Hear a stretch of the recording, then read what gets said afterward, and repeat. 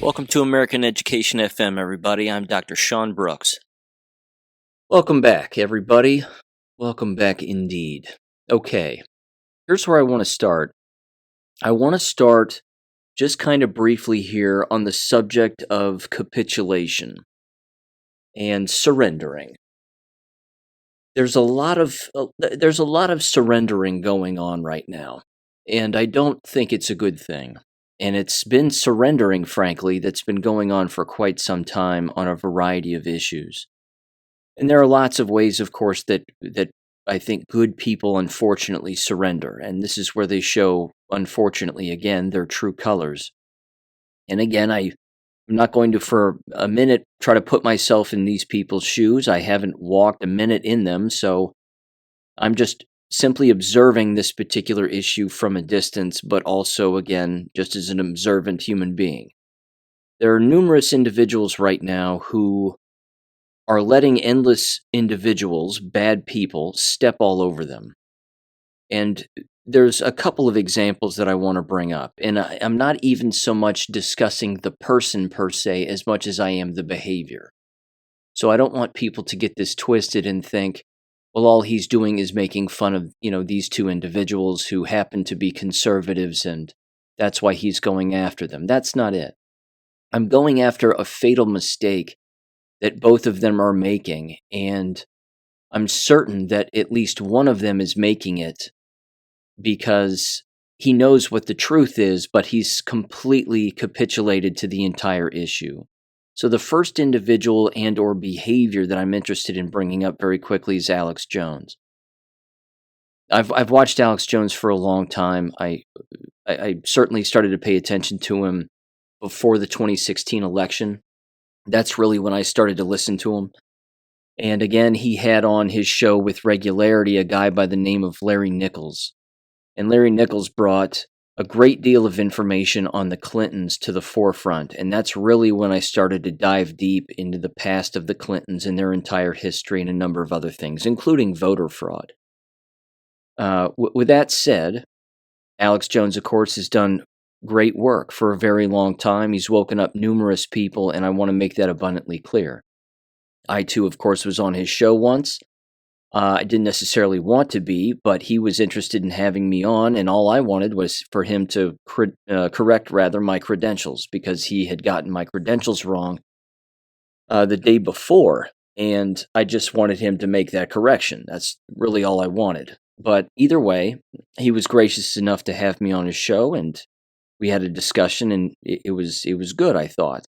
With that said, I'm specifically talking about his entire behavior around Sandy Hook. This is the fatal mistake with capitulation. That when you surrender in the face of the enemy, no matter what they throw at you, they will always win. And they will always continue to throw whatever it is that they have at you. And we know that it's multiple three-letter agencies or private NGOs and a number of other individuals going after him. And again, if he's really being gone after by these Sandy Hook people, and this entire thing isn't completely fake. I mean, we know that Sandy Hook was fake, but I'm talking about the actual trial and all of that. He's done basically a complete 180 from everything that we know regarding the issue, but also based on who he is. And that's the sad part to watch.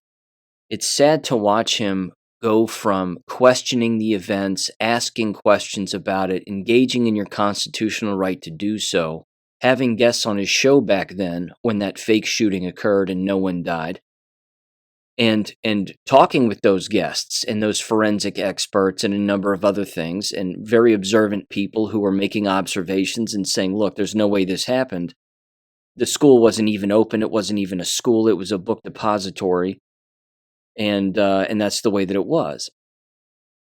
So he goes from that and being that person and that guy to all of the sudden getting attacked, of course, before this year from, again, these fake Sandy Hook parents who are all engaged in fraud. Okay? Whether, again, some of them are three-letter agency employees or whomever they are. It's complete and utter fraud for anybody who looks at the actual evidence, and even the evidence at face value could not be more clear. Not to mention, if you don't see bodies and you don't see blood, all you're doing is believing in what someone else tells you, and legally that's called hearsay. You can't repeat what someone else said just because someone else said it. Well, this person said this. You can't do that. You have to look at things as objectively as humanly possible and arrive at logical conclusions, of course, using the scientific method. But in this entire time, regarding that entire thing, and then him allegedly, Alex Jones, being legally gone after, whether it be real or fake, I really don't know. Is he engaging in a money grab right now, in a sympathy money grab? I have no idea. I really don't know. What I do know is that capitulation is his problem, that he has surrendered. See, he doesn't have a problem sitting behind a desk and screaming and cussing and doing the things that he does and looking into the camera and saying, "I'm going to get you, you son of a bitch," and all this other stuff, and scream and yell.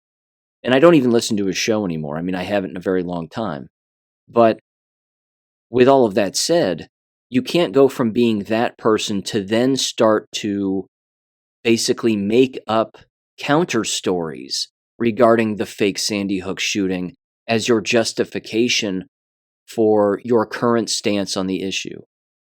I've heard him say things like, he knows that people died, and he even thinks that Adam Lanza had help, that there may have been another shooter.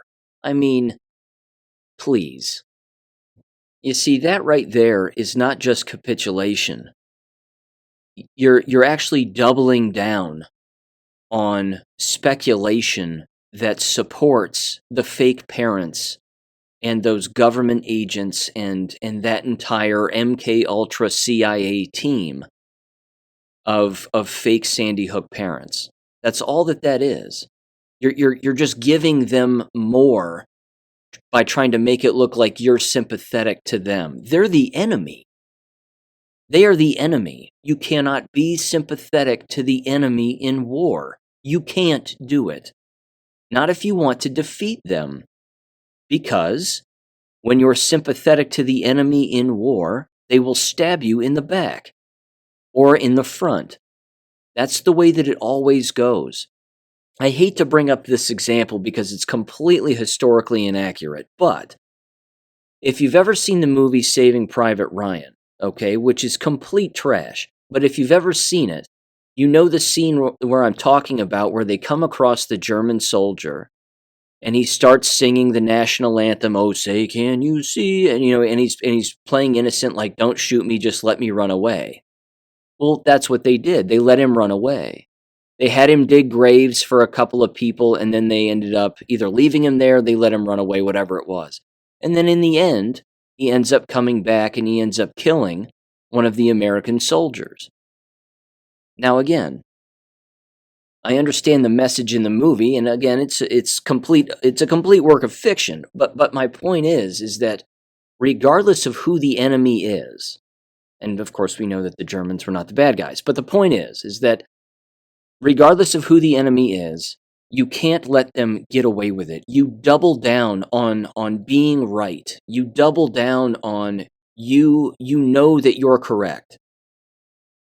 So again, listening to him talk, and even Owen Schroyer the other day was on Stu Peters, and he was talking about, like, InfoWars isn't going to be around for another for double-digit days. We're down to the single digits when it comes to InfoWars being on the air anymore. First of all, they're all going to be fine. They'll all either stay together, go their separate ways, broadcast from their own homes, meet up occasionally. They'll do whatever they do. And he'll still allegedly, assuming it's all real, he'll still owe people money.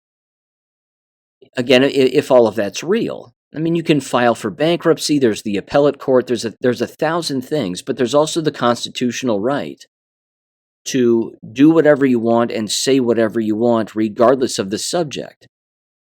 This is a fact. But he's even surrendered that.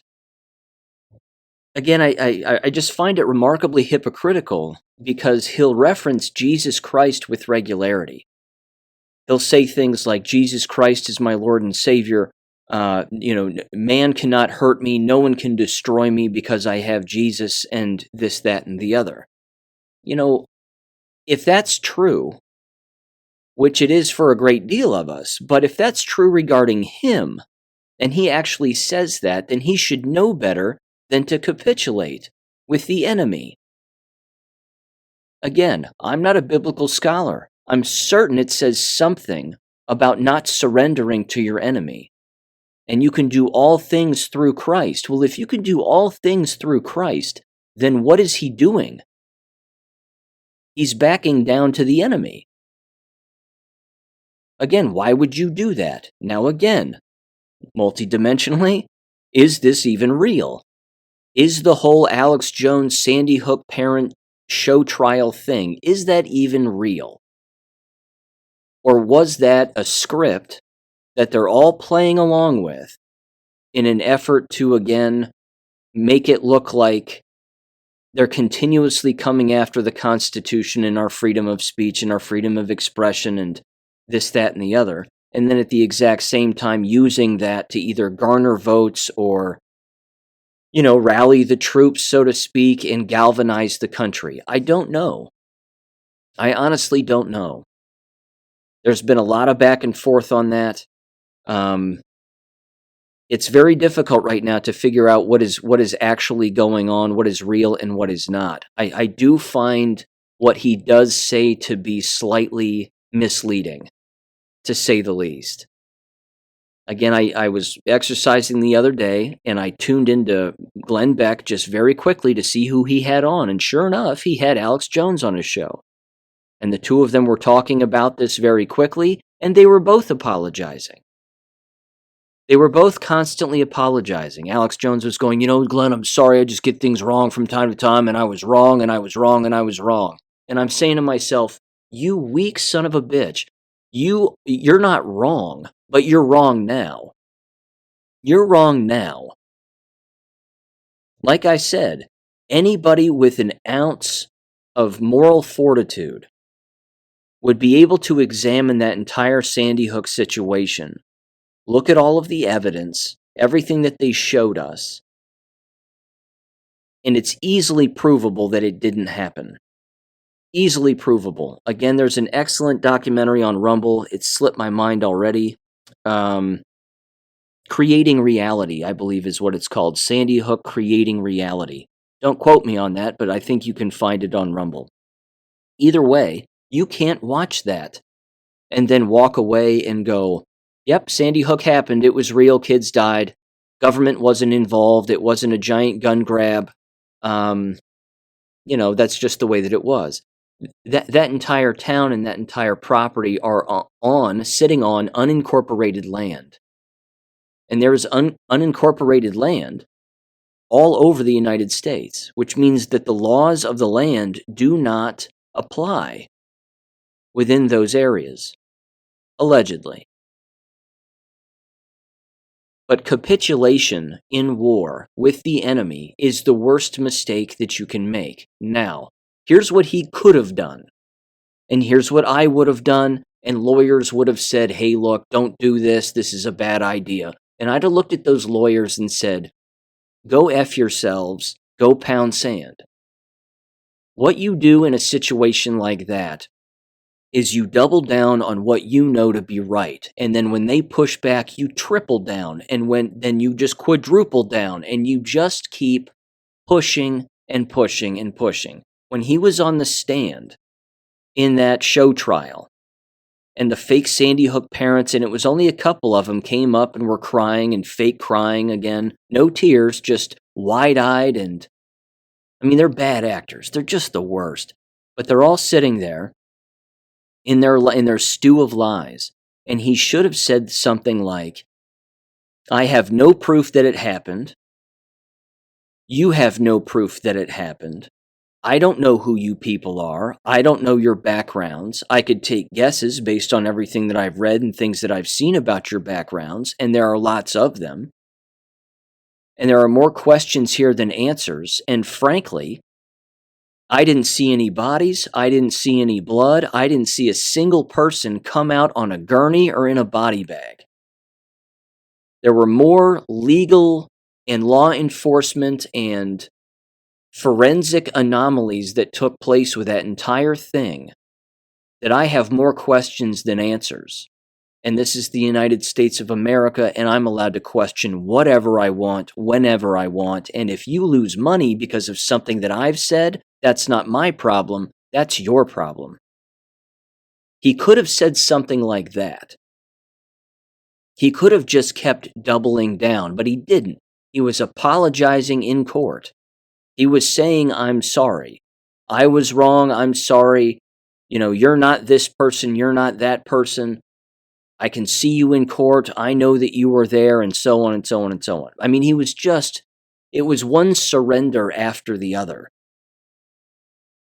When he had a golden opportunity to stand firm and stand tall in what we all know to be the truth, that those individuals have engaged in a massive fraud to defraud endless people, including every single group of individuals that those quote-unquote parents have spoken to, all the schools, all the children, all their parents, school employees, everybody. Those are the people who have been defrauded. So when you apologize and you surrender and you capitulate to these people, you're allowing that fraud to continue, which is, again, against the law. You're allowing those people to continue to take advantage of the unknowledgeable and take advantage of the brainwashed, because those fake parents are engaging in brainwashing numerous individuals and groups and organizations, and they're taking in money and donations. When you capitulate to that, it doesn't make you any better than them. So again, you can hear it in my tone. I mean, I'm disappointed. I'm very disappointed in him, in Alex Jones, and their entire show. And all of the people who work with them. They made a huge mistake. They made a huge mistake in this entire thing. They got horrible legal advice. That all you should just back down and blah, blah, blah, and this is just what you should do, and this is the way that it is. It's absolutely awful. And ultimately, the Constitution just took a major hit as a result of his capitulation. This is not good for anybody. Certainly not good for us who know the truth, and it's certainly not good for the individuals who are going to continue to be defrauded by those frauds. Now, that's my first example. My second example here is Piers Morgan and Candace Owens, specifically Candace Owens. I don't give Piers Morgan any credit for anything ever. I've never liked him. I've always thought he was an asshole, even when he was on The Apprentice. And I never even watched that show, but I remember seeing plenty of clips and not liking him. That's all I needed to know. I mean, you talk about capitulation. It's that guy. He will surrender to whatever, whichever way the wind is blowing is the way that he goes. Here's my beef with Candace Owens, and this is where I'll give her a little more credit. I don't know if Candace Owens knows that COVID doesn't exist. She might not. I find it, I don't know. I just find it odd that she would still hang on to this particular message. She's not with the Daily Wire anymore, which I'm sure was its own echo chamber. And if COVID-19 gets said a million times, you'll probably believe that it exists, when clearly it does not. There's, like I've said before, and you know this, 5G radiation, there's poison, there's injectable poison, and then, of course, there's electromagnetism from person to person. That's why people got ill. They died because of hospital policy, because the hospitals were murdering people. But when she has a conversation recently with Piers Morgan, on his show or her show or whoever's show it was. And she starts to say things, again, to attack Piers Morgan, and rightfully so, because now he's coming around and he's saying, well, I was a little quick on the vaccine and, this, that, and the other. Well, it's not a vaccine. That's been ruled in court now. Now, we knew, of course, all the way back when, 2020, that it was not going to be a vaccine, because vaccines are not preventative in any way. They are only weapons. They are only designed to hurt and kill. That's it. And again, a lot of us have been screaming that for a very long time. But at the exact same time, every time the term vaccine gets used, and there is fact that exists out there in the ether, and it's not even in the ether, I mean, we can see it, it's right here, that it is a biological technical weapon, a biotechnology designed to hurt and kill. That when that doesn't get said back to somebody like Piers Morgan who uses the term vaccine, ladies and gentlemen, that's capitulation. It might be ignorant surrender, but it's still surrendering. You're still surrendering to their narrative. When they say COVID-19 got people sick, no, it didn't. There is no COVID. It's not real. It doesn't exist. It was fake. It was a fairy tale. This is the problem. As long as people continue to perpetuate these half-truths / lies, we're not making any headway here. Because if everybody goes, oh, look, Candace Owens was on Piers Morgan. What a conversation. She's dishing out red pills and giving Piers the what for. Who cares? Candace Owens is wrong in a lot of the things that she was saying. And she wasn't being hard enough either. Well, some people died of COVID, but more people died from the vaccine. And then he goes, well, you don't know that. How do you know that people died from the vaccine? How do you know that your family member or so-and-so died from the vaccine? Maybe they were just old. Maybe they just had underlying issues that you don't know about and blah, blah, blah. That's where this becomes a completely useless conversation, and they both look foolish. That's the middle road there. In their little back and forth conversation, they both look foolish, because she's not responding with the actual full-blown truth. She's just responding with sort of, I'm not sure what you would call it. It's just glossed over half-truths to some extent, but it's still perpetuating the fairy tale, which is the problem. So as long as things like that continue to exist, and as long as there's dialogue back and forth between someone who's allegedly knowledgeable on issues or thinks that they are, and then they go head to head with somebody who is the enemy, if you capitulate to them, whether it be their actions, their words, an event that didn't happen, whatever it may be, it doesn't make you any better.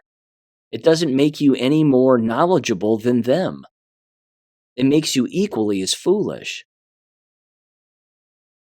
Again, more proof of this, I think, will always lie in a very easy, observable explanation, which is you have to look at what individuals are saying and then where they're going. What shows are they on? Who else are they talking to? Again, you all know the guests and the people who have been on this show. It hasn't been many people. But these are Americans. These are Americans. I mean, Mark Steele is not an American, but either way, the guests on this show are American. But look at the echo chambers in which that level of people talk with one another on such a regular basis. They never talk to Dr. Mike Yeadon, do they? Why? Because Mike Yeadon, the former vice president of Pfizer and their chief medical research officer for respiratory illnesses, knows that COVID isn't real. He knows that viruses don't exist. But he's not on their shows. He's on James Dellingpole's podcast, which is great. But notice he's not being invited by other shows and other people. It's not an accident. They push these people out. Dr. Thomas Cowan, same thing. Dr. Kaufman, same thing. These guys know viruses aren't real. But you can't have those kinds of people around, can you? Because if that cat got out of the bag, all hell would break loose. And I say it's time for all hell to break loose. People have got to stop believing this virology lie. Again, that's regarding the Candace Owens issue and, her conversation with Piers Morgan. But regarding Alex Jones and both of them and anybody, just in very quick conclusion here. Deep breath. It's just surrender. It's capitulation. You can't do it. You can't do it. And yes, I know it's uncomfortable. I've been in those situations myself where someone will say something that you know isn't real. You have a choice to make. You can stay silent on the issue and let that person continue to go along with said lie, or you can look at them and say, that doesn't exist. There is no whatever it is that you think exists. It's not real. Again, it's right up there with the Holocaust lie, the gas chamber lie, mass graves. Germans killed all these Jews and dumped them into graves and gassed them and burned them and blah, blah, blah. That entire thing is a lie. It's just a lie. There's ample proof that proves it's a lie, which means you have a choice to make.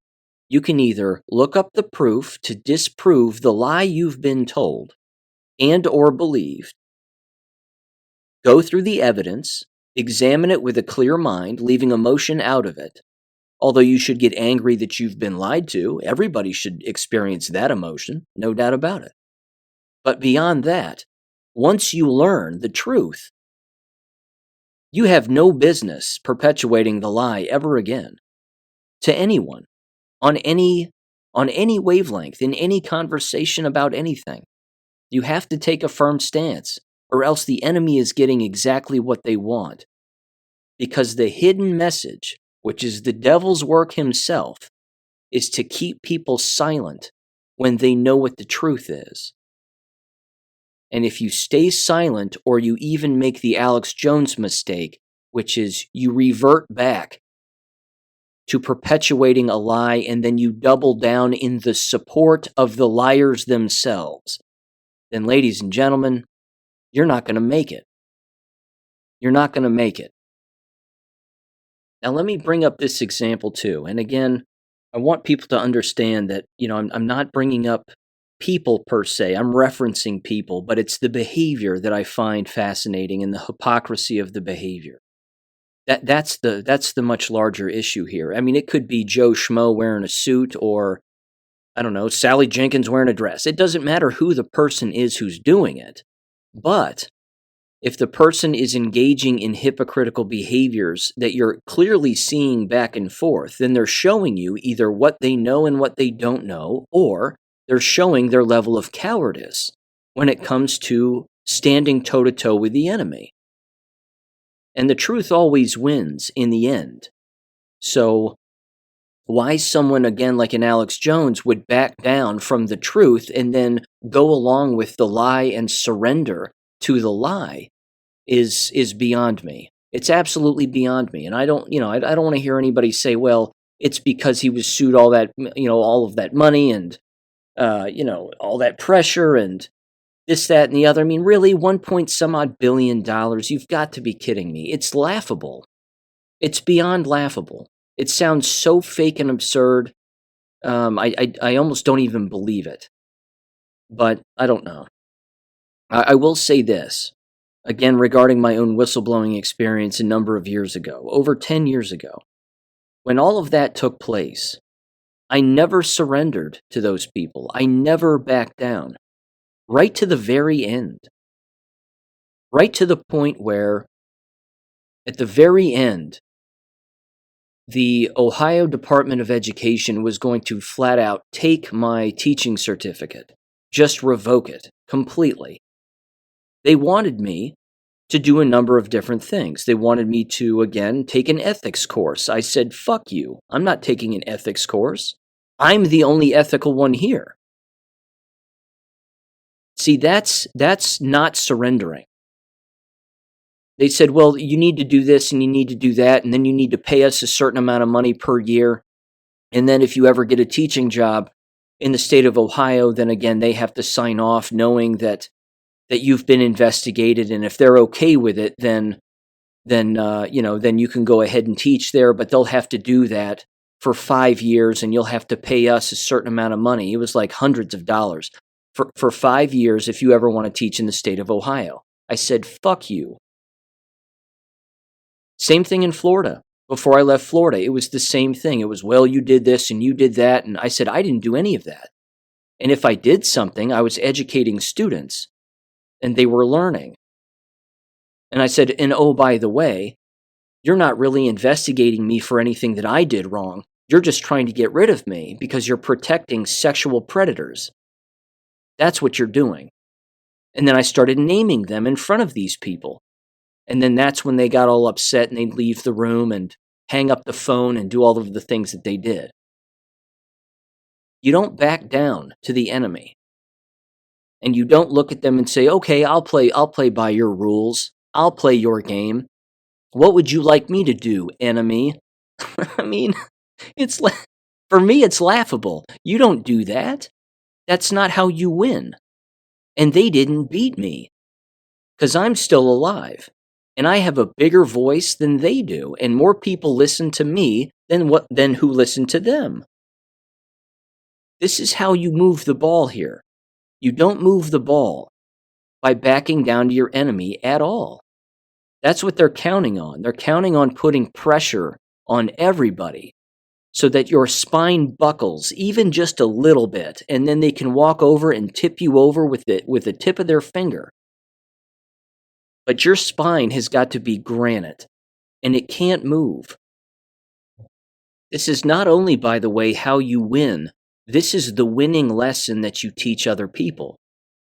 This is how generations of people learn to win. Again, if you go back to Alex Jones, what has he really taught people? He's taught people that if you tell the truth and then invite other critical thinkers on your show to have a conversation, to think about what's going on and tell the truth and work through it to arrive at a truthful answer, i.e. the scientific method. And then the law comes after you, the corrupt law system, and all of its government agents and everybody else, that once that happens, and once you're threatened monetarily, then you should back down and agree with them. And you should apologize. That's what he's just taught everyone. That's the worst lesson you can teach someone in war. I wouldn't follow Alex Jones on a real battlefield anywhere. I wouldn't. When the shooting gets going, he'd cut and run. That's my opinion. Because I'm just looking at the man's words and his actions. He can scream, like I said, into a camera as the day is long, reference Jesus Christ all day long, but at the end of the day, he'll back down if the enemy threatens him in one way or another, in particular if it's monetarily or legally or whatever. I mean, let's face it, he's not really going to pay anybody 1 point some odd billion. They're not even going after Donald Trump like that. In fact, I think it's actually Donald Trump people could take a lesson from. Even Alex Jones could take a lesson from that. What's Donald Trump done with all of these trials? Has he said, I'm sorry? No, not once. I haven't heard him say I'm sorry, because he didn't do anything wrong. He didn't have sex with a stripper. He didn't sexually assault some old bag in whatever it was decades ago in some department store. That didn't happen. All of it was a lie. And that's all he's kept saying. It's a lie. These people are liars. They're frauds. Yes, that's the difference between Donald Trump and Alex Jones. It's a big difference. But what would be interesting, just to kind of bring this back around and full circle, so to speak, is wouldn't it be interesting if at the end of all of this, if and when Donald Trump gets back in formally, and the nation hopefully becomes ours yet again, and hopefully in a better form and fashion, that all of those Sandy Hook fraudsters are arrested for fraud. Because let's face it, the government knows that it didn't happen, which means there are people in the government who went along with it, and there are people in the government who didn't go along with it and know that it's fraudulent. So all of those fake Sandy Hook parents get arrested for fraud. And then all of the evidence is presented in court that it was fraudulent. And then it's game over for them. Oh, you say you had a kid who died and that they're all buried in the exact same place in Connecticut? Great. Let's go get the backhoe. Let's dig them up. Oops, nobody's there. Let's do a DNA test if there is somebody there. Let's make sure that it's in fact your child. There are lots of ways that this gets done legally in the United States. But perpetuating fraud on people and then apologizing for not believing that fraud anymore, so he says, Alex Jones, well, that's a big problem. That's a huge problem. So capitulation in war, ladies and gentlemen, is Superman's kryptonite. You don't ever back down to it. You don't ever give in, and you don't ever give up on something like that. You stand your ground to the very end because you know what the truth is. Even if it leads to your death, so be it. That's my 2 cents. And again, I know someone would say, well, Sean, you don't know what the hell you're talking about, and you're talking through a microphone, and what have you done, and blah, blah, blah. I've done plenty. When 2 departments of education come after you in 2 separate states and they want to destroy you so that you can't teach anywhere, I looked at those government agencies and I said, fuck you. I don't need your stupid brick and mortar classroom to educate anybody. It's called the internet. It's called the world we live in. It can be done a lot of ways. So there you go. That's my opening. And it lasted a whole 37 minutes. Okay, here we go. One more thing I want to bring up from the last episode regarding Hunter Biden and the whole Hunter Biden gun thing. In that old Q post that I referenced a while back, the image of the upside down gun that said boom 4 times and then again was an upside down gun and what have you. I described it in a previous episode. The actual image itself, the title of the image file, had the number 6_11 in it. It was like 6_11.png. Well, when was Hunter Biden convicted? June 11th, 6/11. What are the odds? There's more going on here, ladies and gentlemen, than, again, what we can probably comprehend. There was even a Q post that said that. There's more going on here than what you'll ever know. There's more information here than you'll ever be able to grasp, something along those lines. There is certainly a very high-tech military operation taking place in our country. How is it that a 2018 Q drop could have 6_11 referencing in a very hidden way an upside-down gun, and then it just so happens that on that same day, Hunter Biden is convicted of whatever it was, at least three felonies of felonious gun possession, something along those lines. Something else is going on here. There's no doubt about it. Whether the good guys are forcing the bad guy's hand, whether the good guys are in control of the timetable, there's movement behind the scenes and on a different dimension that we need to know exists, but we don't need to know who's doing it. We don't need to know the names of all of the players, but I think we can trust in the fact that something else is going on here. In fact, let's do this. Let's theorize for a little bit and engage in a critical thinking exercise. I like doing this. I think this is necessary, and it's fun to think about. First of all, let's assume, given the fact that Hunter Biden's alleged sentencing date is in the month of October. I don't think that's an accident either, right before the election.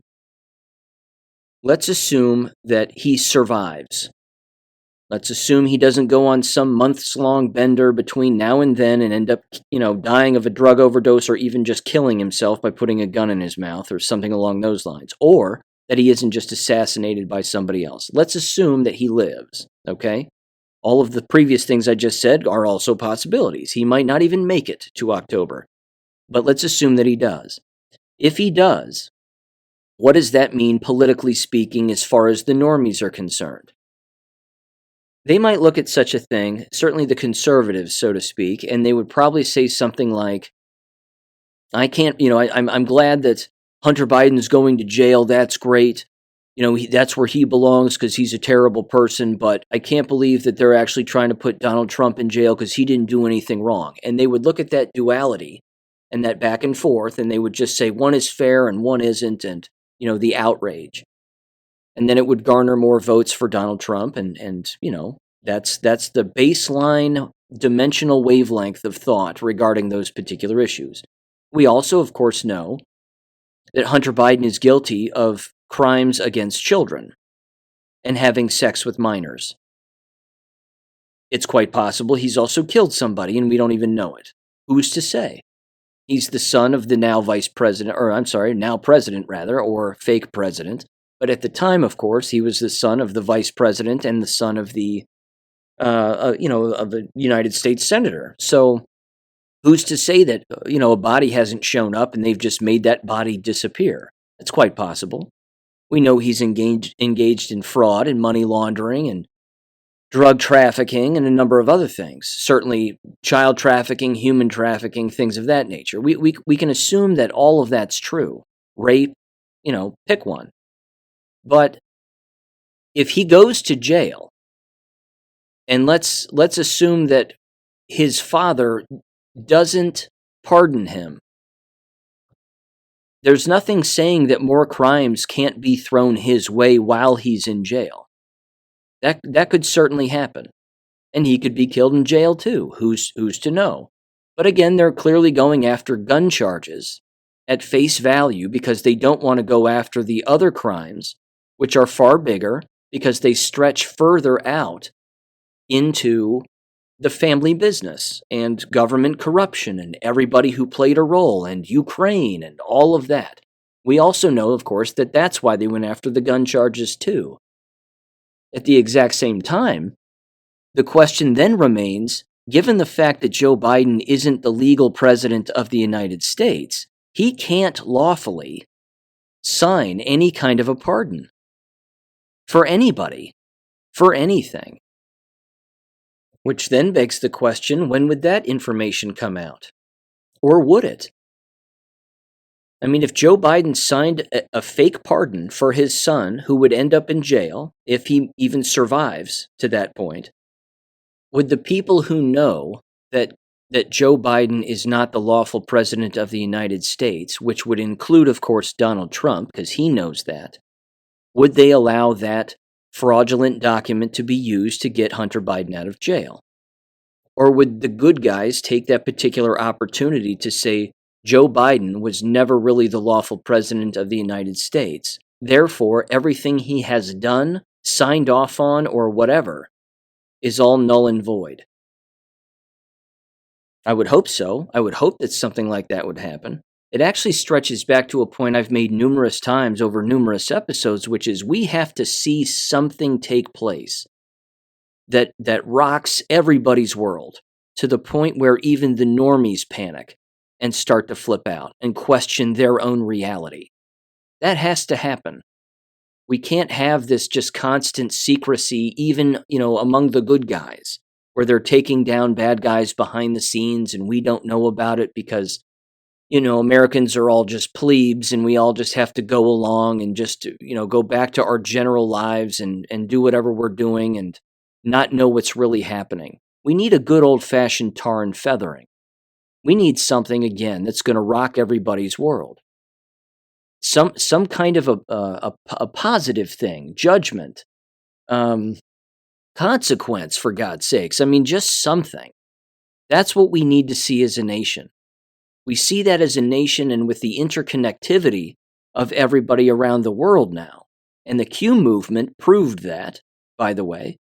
with everybody. I mean, that's why you have the vocal voices that you have all over the world. It was because of the Q movement and that interconnectivity of not just individuals, again, communicating within their own families or even a few people within their own state, but you have people now communicating with foreigners, so to speak, among the human race in a way that never has existed before. So if real accountability and real consequences occurred in the United States, it would send shockwaves across the entire world, certainly among the entire political landscape. And as, of course, the meme that I've referenced before, which is absolutely hilarious, it's a drawing of Vlad the Impaler, and he basically says, "Trust me, if you impale just a few of them, the rest will go home." It's true. It's absolutely true. So I don't know what's going to happen here, but I just feel like there's so much more going on behind the scenes here that part of it is becoming more obvious. But again, we can't sit around and listen to the likes of, Candace Owens and even Charlie Kirk and have these individuals attempt to break these issues down for us because they're still controlled. Those people are still controlled, big time. Certainly, of course, Charlie Kirk, he's never stopped being controlled. But, Candace Owens, even though she's away from the Daily Wire, I'm glad she's talking about more stuff, and I'm glad that she's educating people. But, you can't provide half-truths in this entire war here. People have to think deep about what's really going on and then talk about and share what it is that they're actually thinking about and what they think is actually taking place, whether that be at face value, behind the scenes, or otherwise. So, there you go. I don't know. I like thinking about it. Stuff is interesting. It's chess. It's not checkers. And it's 5D chess. It's multiple dimensional chess here. Okay. Education stuff.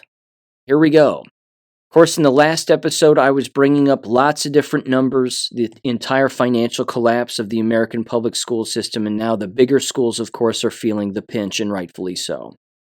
Again, something to keep in mind with any of those presentations that take place in school board meetings, in particular among treasurers. I'm not saying that they can't fudge numbers and lie to people. They certainly could if they wanted to. But they also have a legal responsibility to, of course, share the information with the public as to what is really going on, by and large. What was interesting about the Westerville City Schools presentation, which I don't think I hit on specifically, was even though they openly admitted that they were going to be facing a $4.1 million deficit. As it turned out, in that same presentation, the treasurer openly admitted that it was actually more like $10 million.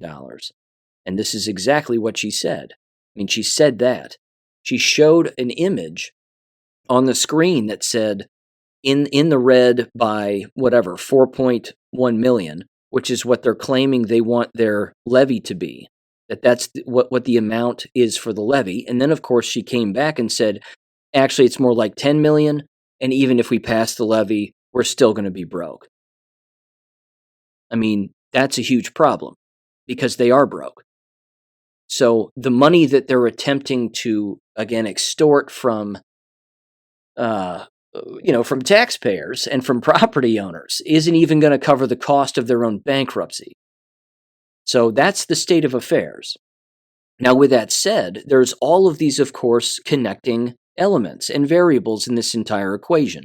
Sicily and New Mexico sent me this, and this ties in nicely with something else that, again, has to do a great deal with money. But first of all, before I get to that later article, I do want to play this. This has to do with, this is a local outlet here, the Tri-City Record, NewMexico.com is the actual website, but it was titled, New Mexico Again Ranks at the Bottom for Child Well-Being. It says 50% of New Mexico children experienced one or more adverse childhood experiences during the 2021-22 school year. I'm going to repeat that because, again, the nerve of these people. And let's examine who was really responsible for that. 50% of New Mexico children experienced one or more adverse childhood experiences during the 2021-22 school year. Well, again, who caused that? What caused that? And don't say it was COVID and a pandemic. That wasn't it. It was all the suckers who bought into the lie. They were the problem. They caused this.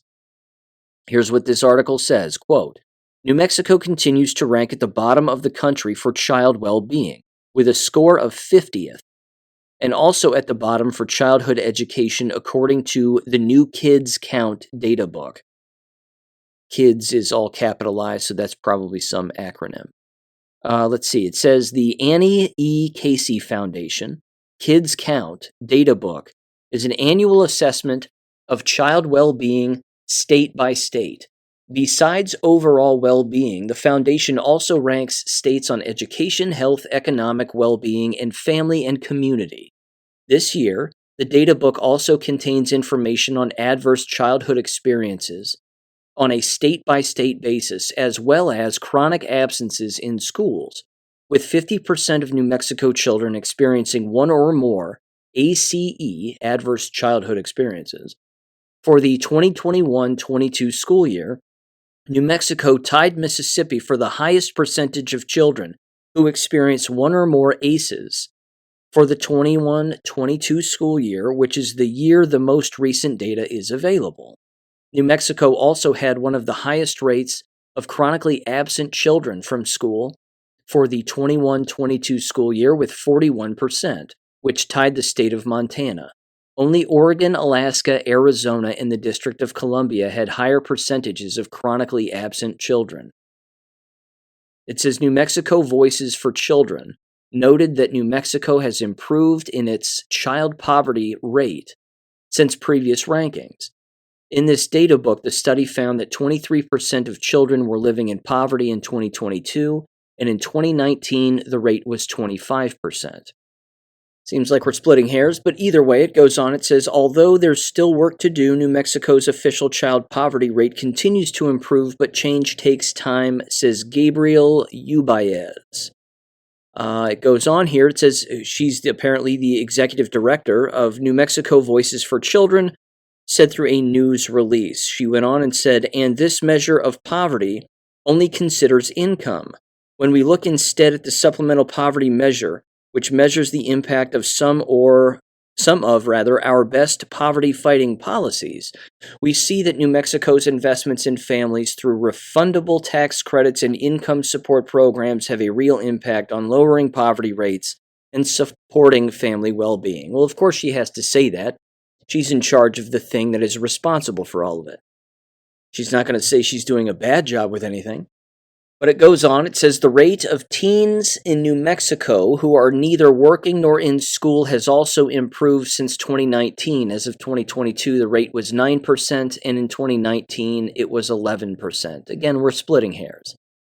It says, but the state overall ranked 48th in the nation for economic well-being for children. Only Louisiana and Mississippi ranked below New Mexico. It says in recent years, the state has enacted policy change in an effort to improve child well-being. The state spent 10 years trying to pass legislation that would enable a constitutional amendment to go before voters in 2022 to increase the distribution from the Permanent Land Grant Fund to provide more funding for early childhood education. The state created a department to oversee early childhood education in 2020. Just very quickly as a side note here, and then I'm going to kind of skip down a little bit and get into some more of these statistics because this is kind of interesting, but this right here again in the words that they use and the things that they say, they have to advocate for more programs because that's their job. Having more programs and managing those programs is their job.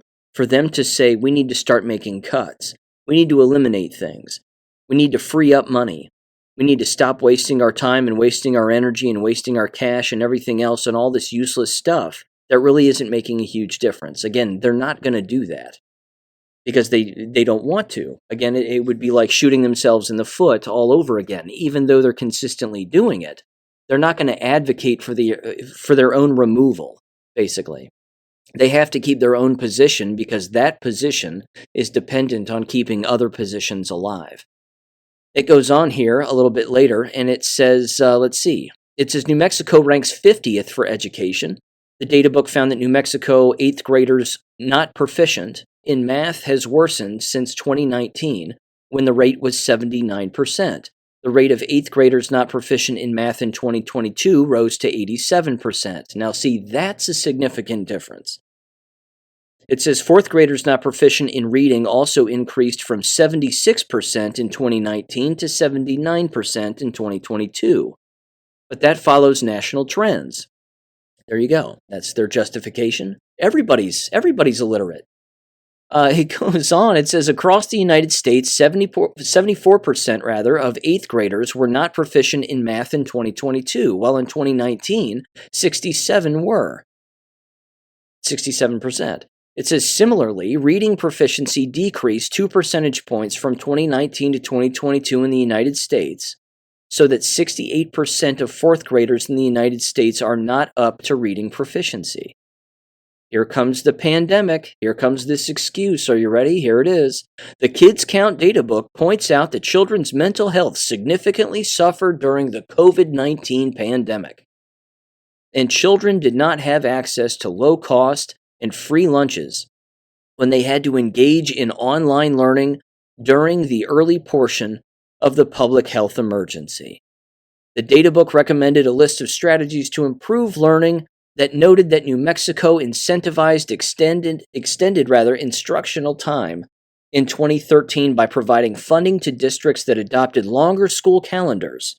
The data book also recommended community schools because they provide wraparound services for children and families and serve high poverty, low opportunity neighborhoods.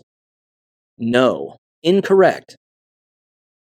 It wasn't COVID-19 and it wasn't a pandemic. It was the fact that you all suckers bought the lie and you went along with it. That's why. That's why things caved in. That's why your house of cards fell down on top of itself. And if the parents don't know how to teach their own children, maybe they shouldn't have been parents in the first place. Because that too is one of the more sickening things that I've heard in the last 4 years coming out of the mouths of actual parents. I don't know how to teach my kid. You've got to be kidding me. If you don't know how to teach your own child, why'd you have them? What's the point? Is it bragging rights? Did you get some check in the mail because you have a child? Is that how it works? What was the entire purpose? I thought the purpose of having children was to continue your generational bloodline and teach them the things that you wish you'd have known when you were younger. But nope. The number of people, again, that just hand their kids over to government and expect government to do everything for them is over-flippin'-whelming. And that now, of course, leads me to this. I'm going to leave that article to the side, but that's a nice introduction to this. And this right here, too, proves the point that government-sanctioned programs for quote-unquote education always fail. They always fail. And very rarely do you ever see someone come back around and say, oh, by the way, remember that giant thing that we did where we tossed a bunch of money into the education system, which, let's face it, is always money laundering. But every single time that we do that, there's never any accountability or assessment or evaluation at the end to see whether or not the thing that we were doing actually worked. The reason they don't do that is because it's money laundering. So the last thing that they want to do is roll out an educational program that has no accountability associated with it whatsoever, whether it be during the rollout or well after the rollout. Because if they did that, they'd have to follow the money. And that's the last thing that these people want to do. This particular article is titled, Race to the Top Leaves Children and Future Citizens Behind. The Devastating Effects of Centralization, Standardization, and High-Stakes Accountability. This was written by a Joe Anasco, and here's the abstract, and I'm going to get into just a few pages of this. Again, it's rather long. It's about 10 pages long. But either way, I'm going to put this probably on my website because it really is, it's worth the read. But I have a few sections of this highlighted here that I want to go through. First of all, the abstract says President Barack Obama's Race to the Top, or RTT, is a profoundly flawed educational reform plan that increases standardization, centralization, and test-based accountability in our nation's schools. Following a brief summary of the interest groups supporting the plan, who is currently participating in the race, why so many states voluntarily submitted proposals, and what features of the plan are most problematic. 8 arguments are offered as to why RTT is highly detrimental to our nation. Yes, any education plan, ladies and gentlemen, and this is the litmus test, and it's the red flag and the buoy in the water. Any education plan that comes out across the entire nation that has almost every state biting at it like it's a fresh shrimp on the end of a hook, every single time that happens, please understand that it is going to be fraudulent and there will be money laundering taking place. There will always be people who get kickbacks, and that money never makes its way into an actual classroom that actually causes the teacher to have things at their disposal that they may need to basically be a better teacher. Now, with all of that said, even that's fraudulent because there's no correlation between money and learning. There's none. That's like saying there's a correlation between how many Twinkies you eat and the weather outside. They have nothing to do with one another. One does not impact the other in the slightest. Oops, I had 5 Twinkies. It's, slightly cloudy with a chance of rain. It's absurd. It's beyond ridiculous. But here's what it says. This is just page 1 here. It says, who's in the race? Quote, since its inception in 2009 through 2010, RTT has been a $4.35 billion competitive voluntary grant program offered to the states and funded through the $787 billion American Recovery and Reinvestment Act. You may recall all of that nonsense. Cash for clunkers, remember that one? It says, over the past 2 years, Secretary of Education Arne Duncan has secured the commitment of 48 states in the District of Columbia to national common standards. Here's Common Core. This was part of it also. It says, in addition, over the past 2 years, 40 states have reviewed and committed to the federal initiative by submitting RTT grant proposals, with many states submitting twice. It says below are the 12 winners to date and the staggering monies they have been awarded, so saith the U.S. Department of Education. In August of 2010, it says, leading some critics to rename the program Race to the Trough. No kidding. Here's a little money breakdown. New York received $700 million. Florida received $700 million. Tennessee, $502 million. Georgia, $400 million. North Carolina, $400 million. Ohio, $400 million.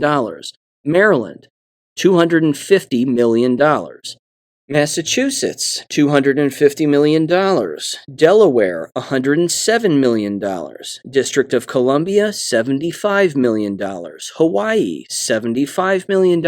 And Rhode Island, $75 million. It says, as part of the RTT initiative, the U.S. Department of Education also awarded $361 million to 2 assessment groups, Partnership for Assessment of Readiness for College and Careers, or PARCC, or PARC probably, and SMARTER, Balance Assessment Consortium, or SBAC, to design and deliver national assessments aligned to the common national standards, i.e., I'm adding this part, communism. In addition to national testing, both groups plan to develop curriculum, materials, and instructional guides for America's teachers. It says, as reported in Education Week in February of this year, which would have been 2011, which was when this whole thing was written, it says, the 2 groups' plans, finalized in January, show that they intend to wade more deeply into providing curriculum resources and instructional materials to teachers than they proposed in their original grant applications. Currently, 45 states are partnered with one or both of these assessment groups, including an agreement to pilot the first national tests in language arts and mathematics in 2014. Now, here are the 8 reasons, it says, why Obama's race to the top is a profoundly flawed national reform plan.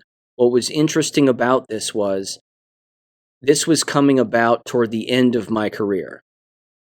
But I was, again, I was already, even before Obama showed up, I was consistently seeing all of these inroads that the education business was having at the very local level, local school level, and even classroom level, because all of a sudden an administrator would show up and they would have some stupid game or gimmick or a book that they would want you to read to all of your students. Communism.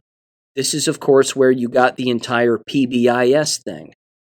This is where you got positive behavior intervention supports. This is where you get the book like the 10 habits or whatever the hell it was, the 10 habits of highly effective teens and all this other nonsense, all this evil propaganda. This is where it all worked its way into classrooms. And here were the 8 points. It says the above features of RTT greatly increased the centralization, standardization, and high-stake accountability of our nation's schools, at least until RTT fails and public education becomes privatized through charter schools under this same plan. The following 8 flaws in Obama's reform initiative frame this critique. Here they are. Number 1, the plan's focus on high-stake testing and accountability to raise achievement in math and language arts has a track record of failure. Case in point, New Mexico. That just proved it. Number 2, the plan creates a false savior in charter schools. This is true. Just because a charter school is a charter school does not mean that it's a good school. Look what's happened with charter schools now. A lot of them, again, are run by people who are full-blown criminals. Remember that story from a while back where the principal of this particular charter school academy, quote unquote, was he was a flippin' child molester. And I don't know if he was convicted or not, but there was a police report regarding him being a child molester, but he was the principal of a charter school. What does that have to do with racing to the top of achievement? The third one says the plan creates hostile school environments, undermines teacher-student relations, and inflicts the greatest harm on students in greatest need. That is, minority students and students living in poverty.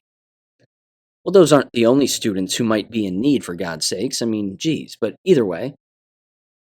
Point 4 here, it says the plan narrowly focuses the educational goals and energies of school personnel on 2 learning outcomes at enormous opportunity cost. That's rather vague, but of course they get very specific in the article, which again is almost too long to read, but I'm just going to finish up with this bullet-pointed list here. It says the next one is the plan demonizes teachers, reduces the status of the profession, and ensures that many of our most talented and motivated young people will not become educators. See, some would say race to the top failed. I would basically go so far, after, of course, looking at all of this, I would go so far as to say it certainly succeeded. Because look what's happening with the entire business now. COVID was the final nail. The whole COVID lie was the final nail in the coffin. And people believing that and buying into it, and that social engineering. That entire thing was the final nail. The next bullet point is the plan undermines the intellectual, social, aesthetic, and emotional engagement and development of students. Sure, because that's always been the plan. Point 7 here says the plan threatens the entrepreneurial vitality and economic future of our country despite, ironically, support from corporate America. Yes, corporate America has its fingers in the cookie jar of education, and always has, but more so today than ever before. The Bill and Melinda Gates Foundation, foreign nations, you name it. They're all involved. And then the final point and the final failure that this author highlights, it says, quote, the plan threatens our democracy due to students' reduced capacity for informed decision-making, unquote. Yes. That's well done, and that's well said, and that's all accurate, because look at the state of affairs now. Look at what's gone on now. Again, it depends on how you look at it. It's all about perspective and perception. If race to the top left children behind and the future citizens behind, well, that was the point. That was the entire point. And it was designed to have the criminals take advantage, dumb everybody down, and then run away with bags of cash. And that's exactly what happened. So, from that perspective, Race to the Top succeeded because that's what these educational programs are designed to do. They're designed to launder money, dumb people down, all under the guise of helping someone and helping children and helping teachers. It's the exact opposite. Always has been. Okay. Now there's this. Breaking news out of Oxford, Michigan. 2 of their school board members have now resigned as a result of the State Board of Education calling for an independent review regarding the school shooting and what role the actual board members themselves probably played in this entire fiasco. The 2 individuals on the board who have resigned are Heather Schaefer and Mary Hanser of the Oxford Community School Board, and they, of course, have resigned this past Wednesday.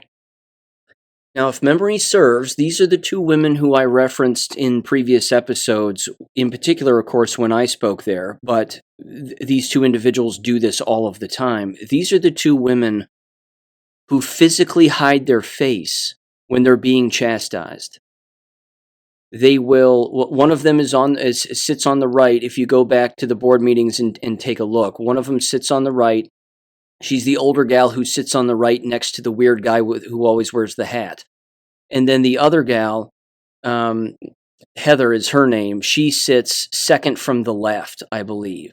So the 2 of them are the ones who, again, hide their face every single time they're being attacked by somebody. They randomly scribble on a piece of paper, and then the Heather gal will quite literally move her hair over her face to hide her face from people as she's being browbeaten. And again, the reason that they are resigning is because they can't take the pressure. It's not necessarily because they did anything that is illegal, although I wouldn't put it past them. It's just because they're stupid.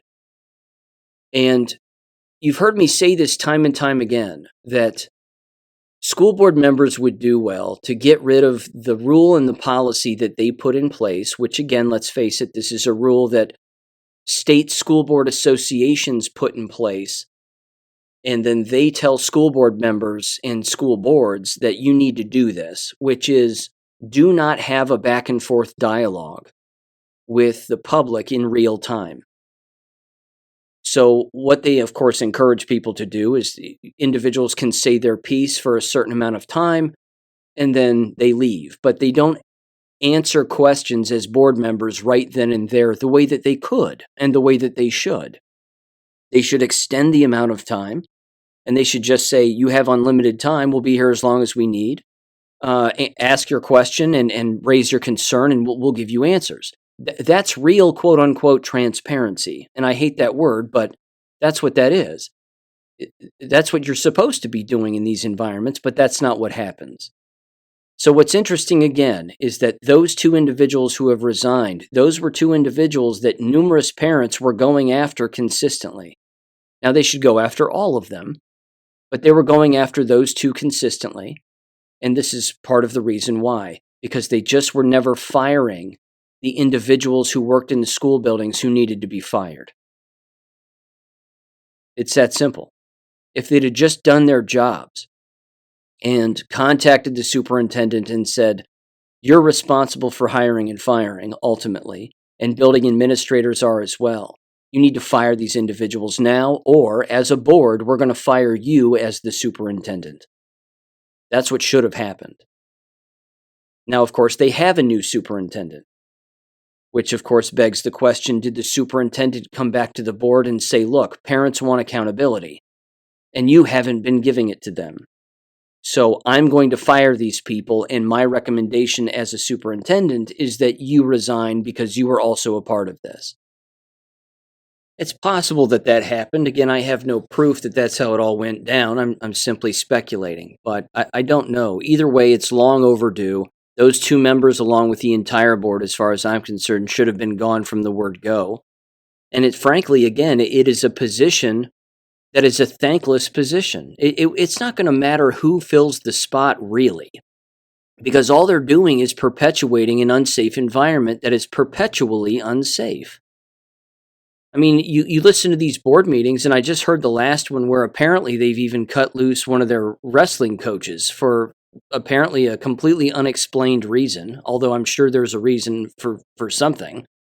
But either way, you have these parents consistently showing up at those board meetings and saying, my kid my kid was there during the shooting, and now they're about to graduate next year, and they're always traumatized, and I can't believe you're misspending this amount of money and that amount of money and blah, blah, blah. I mean, all they do is just whine about the building rather than knowing that their literate child can quite literally teach themselves at home, free from this unsafe environment called an American school.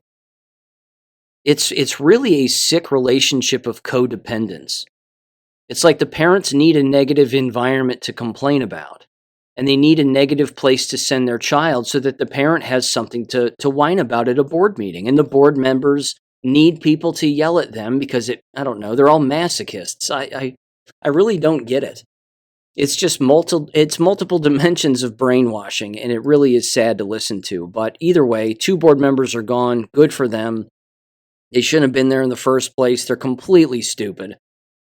And the one who resigned, I believe, at least one of them was the one who started screaming when I said that Sandy Hook was fake. See how this all comes back around? It's hilarious. She was the one who just goes, "I can't listen to this," and then she stands up, and then they adjourned. It was perfect. It's all you have to do to get a school board to adjourn is you just tell them the truth. It's absolutely amazing. So anyway, that happened. And I good for them, I guess. But same, new boss, same as the old boss. It's not like things are going to improve there by any stretch. They're bankrupt, and they're spending money like it's going out of style. So there you go. Okay, jab-related things. I have 2 here, just very quickly. First of all, this was from Enid News and Eagle, if I'm saying that right, enidnews.com. It was titled, Oklahoma Governor Signs Bill Exempting State from WHO and UN Mandates. I say excellent. Let's hope that holds up, and let's hope that Oklahoma doctors' offices and hospitals and schools and everywhere else, workplaces, you name it, all hold to that and reference this particular law now. Because again, any so-called mandate that comes down the pipeline here, well, if it gets implemented either in the private sector, public sector, you name it, you'd better pull this law out immediately and slap them over the face with it and make it stick. So yeah, that would be nice if every state did that, but at least Oklahoma's done it. Then there's this in conclusion here. This was from a Debbie Lerman's Substack, debbielerman.substack.com, back on June 3rd of this year, and it says was titled the following, quote, Fauci was not in charge of COVID policy. The National Security Council was. It says, here's the question they should be asking Fauci but never will. Who was actually in charge and why? Give this a quick listen here. It's not too long. It said, quote, so much excitement surrounds the questioning of Dr. Anthony Fauci under oath about the COVID pandemic response. Again, and he evades and prevaricates and avoids taking responsibility again. Once again, it says nobody asks the crucial questions. When Fauci, former head of the NIAID and the public face of the U.S. government's COVID pandemic response, says the 6-foot social distancing rule, quote, just sort of appeared, unquote, doesn't anybody wonder where did it appear from? When Dr. Francis Collins, former head of the NIH, who according to his website, quote, spearheaded the NIH's response to the COVID-19 pandemic, says about the 6-foot distancing rule, quote, I did not see evidence, but I am sure I would have been shown evidence at that point. Doesn't anybody wonder why was the spearhead of the response not shown the evidence and who was not showing it to him? These are just 2 examples of how government committees of investigators, quote unquote, when questioning the leaders, quote unquote, of the COVID pandemic response, skip right over the most important relevant issues. Yeah. And as I've said, questions weren't asked in that entire testimony, and they should have been. But again, everybody's getting paid by Big Pharma and the Jewish lobby, so they wouldn't ask these questions. Not to mention it comes back to government, which is exactly what she points out here. It says, quote, "The National Security Council was in charge of pandemic policy. In fact, we know from the official U.S. government pandemic planning documents that the pandemic response policy was actually not set by these public health figures at all. It says it was determined by the National Security Council, the advisory board of the President of the United States on the matters of national security, not a public health board. It says a group of military and intelligence people who advise about war and terrorism. They are in charge." They said, quote, "So, to answer the unasked question, where did the 6-foot distancing rule appear from? It was determined by the group in charge of pandemic response policy, the National Security Council. Was it based on public health or science? No. It was based on the NSC's lockdown until vaccine policy. It was meant to keep everyone terrified and everything shut down until the application of the miraculous mRNA countermeasures." I have to interject here. This proves that Operation Warp Speed is not what people think it was. Operation Warp Speed was designed to speed up the enemy's plans as quickly as possible. Because remember, they wanted full-blown lockdowns in every state, everywhere. That's what they wanted. And then a truck drives around from house to house and jabs everybody. And then everybody gets sick, and then everybody dies. That was the plan. But Operation Warp Speed kicked that into overdrive. That was the real plan of Operation Warp Speed. It says, why was Francis Collins not shown the evidence at that point? Because, officially, as of March 19, 2020, no one in the public health departments of the government was in charge of anything related to the pandemic response. Starting on that date, or a day earlier according to other documents, as noted in its January 2021 initial assessment report, FEMA assumed the lead for the federal response to the pandemic. FEMA, not our friend. It says the role was unannounced, unprecedented, and I believe illegal. It removed HHS, the Public Health Umbrella Agency, which was designated as lead federal agency, or LFA, for pandemic response in every document, exercise, and directive leading up to COVID, and replaced it with FEMA, effectively placing the pandemic response under the auspices of the Department of Homeland Security, which is the parent agency, of FEMA.